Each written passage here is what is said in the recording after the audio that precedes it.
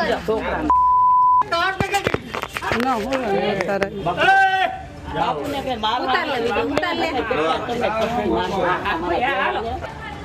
ऐसे पत्थर क्यों मार रहे हो? पत्थर क्यों मार रहे हो? कल भी तूने ऐसा किया था। पहले तुमने मारा। कल भी तुमने ऐसे छोकरे के साथ किया था।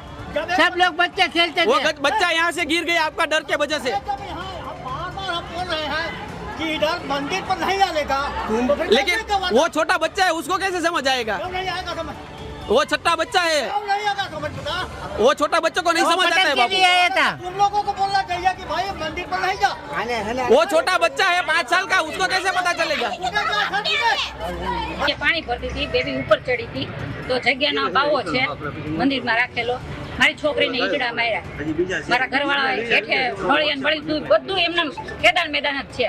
અને અમને અવારનવાર એમ ધમકી દે છે, તલવારો કાઢે છે, ધોકા કાઢે છે. તાર દીકરાને ધમકી દીધી, આજ મારી દીકરીને મારી, એમ એવી જવાબદારી કોણ લેશે?